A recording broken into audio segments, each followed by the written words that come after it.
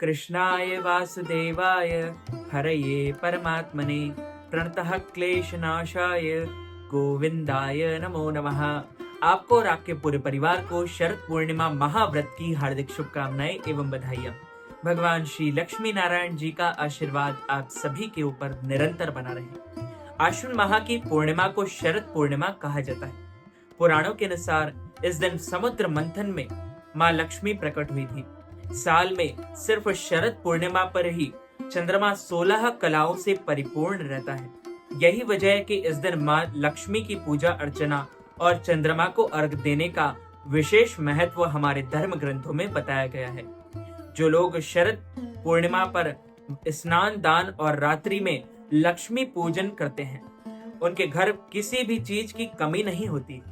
वहीं इस दिन रात चंद्रमा की रोशनी में रहने से तमाम रोग भी दूर हो जाते हैं। शरद पूर्णिमा 16 अक्टूबर 2024 को है।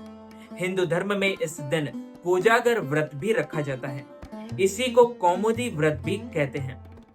आश्विन पूर्णिमा तिथि का प्रारंभ 16 अक्टूबर 2024 को रात 8:40 पर हो जाएगा। आश्विन पूर्णिमा तिथि का समापन 17 अक्टूबर 2024 को शाम 4:55 पर होगा।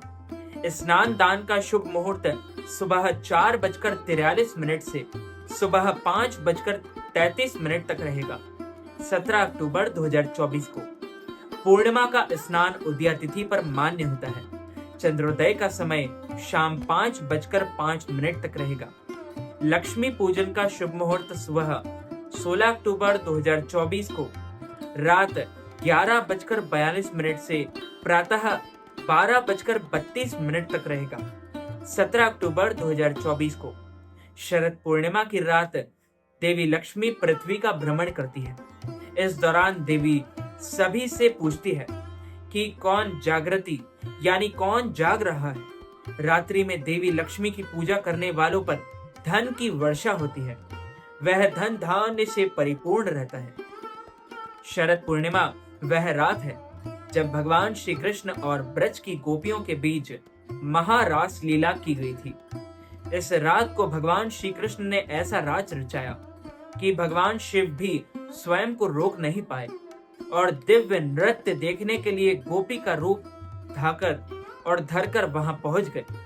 कहते हैं इस दिन भगवान श्री कृष्ण की पूजा करने से तमाम तरह के दुख दूर हो जाते हैं। शरद पूर्णिमा का चंद्रमा अन्य दिनों के मुकाबले आकार में बड़ा और औषधीय गुण प्रदान करने वाला माना जाता है। चंद्रमा की किरणों से अमृत बरसता है। यही वजह है कि इस दिन पारंपरिक रूप से गौ दूध और चावल की खीर बनाकर उसे संपूर्ण रात्रि के लिए चांदनी में रखा जाता है, चांद की रोशनी में रखा जाता है, जिससे उस खीर में चंद्रमा के औषधीय और दैवीय गुण समाहित हो जाते हैं। सफेद चीजों का संबंध चंद्रमा और शुक्र ग्रह से होता है, इसलिए इस दिन चावल दूध की खीर चांदी के बर्तन में खाने से कुंडली में चंद्रमा और शुक्र ग्रह भी मजबूत होते हैं। शरद पूर्णिमा की रात को चंद्रमा की रोशनी में खीर का भोग लगाने की परंपरा सदियों से चली आ रही है। ऐसा माना जाता है कि चंद्रमा की किरणों के प्रभाव से खीर का अमृत रस धुल जाता है। खीर को कांच, मिट्टी या चांदी के बर्तन में ही रखें। अन्य धातुओं का प्रयोग बिल्कुल भी ना करें। शरद पूर्णिमा के दिन घर में किसी भी तरह का झगड़ा या कलह बिल्कुल नहीं करना चाहिए। इससे घर में दरिद्रता आती है। शरद पूर्णिमा वाले दिन चंद्रमा 16 कलाओं से परिपूर्ण होता है। अन्य दिनों के मुकाबले इस दिन चांदनी सबसे तेज प्रकाश देने वाली होती है।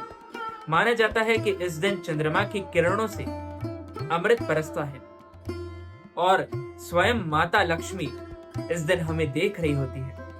हमें इस दिन ऐसे कोई भी कार्य नहीं करना चाहिए जिससे माता लक्ष्मी नाराज हो जाए। शास्त्रों के अनुसार शरद पूर्णिमा पर ही देवी लक्ष्मी का समुद्र मंथन से आगमन हुआ था। इस रात को माँ लक्ष्मी भ्रमण के लिए पृथ्वी लोक पर इस लोक में आती है और देखती है कि कौन कौन जाकर मेरी पूजा कर रहा है और कौन कौन पूरे श्रद्धा भाव से, पूरे विधि विधान से और मन लगाकर हमें भज रहा है। इसलिए इसे कोजागरी पूर्णिमा भी कहा जाता है और कोजागरी पूजा भी कहा जाता है। एक कथा के अनुसार एक साहूकार को 2 पुत्रियां थी। दोनों पुत्रियां पूर्णिमा का व्रत रखती थी, लेकिन बड़ी पुत्री पूरा व्रत करती थी और छोटी पुत्री अधूरा व्रत करती थी। इसका परिणाम यह हुआ कि छोटी पुत्री की संतान पैदा होते ही मर जाती थी। उसने पंडितों से इसका कारण पूछा तो उन्होंने बताया कि तुम पूर्णिमा का अधूरा व्रत करती हो, जिसके कारण तुम्हारी संतान पैदा होते ही मर जाती है। पूर्णिमा का पूरा व्रत विधि पूर्वक, विधान पूर्वक करने से तुम्हारी संतान जीवित रह सकती है। उसने पंडितों को सलाह पर पूर्णिमा का व्रत पूर्ण किया और विधि पूर्वक किया। बाद में उसे एक लड़का पैदा हुआ जो कुछ दिनों बाद ही फिर से मर गया। उसने लड़के को एक पाटे पीड़ा पर लेटाकर ऊपर से कपड़ा ढक दिया। फिर बड़ी बहन को बुलाकर लाई और बैठने के लिए वही पाटा दे दिया। बड़ी बहन जब उस पर बैठने लगी तो जब उसका घाघरा बच्चे का छू गया, बच्चा घाघरा छूते ही रोने लगा। तब बड़ी बहन ने कहा कि तुम मुझे कलंक लगाना चाहती थी और मेरे को कलंक में पड़ाना चाहती थी। मेरे बैठने से यह मर जाता। तब छोटी बहन बोली कि यह तो पहले से ही मरा हुआ था। तेरे ही भाग्य से यह जीवित हो गया है। तेरे पुण्य प्रताप से ही यह जीवित हुआ है। उसके बाद नगर में उसने पूर्णिमा का पूरा व्रत करने का ढिंडोरा पिटवा दिया।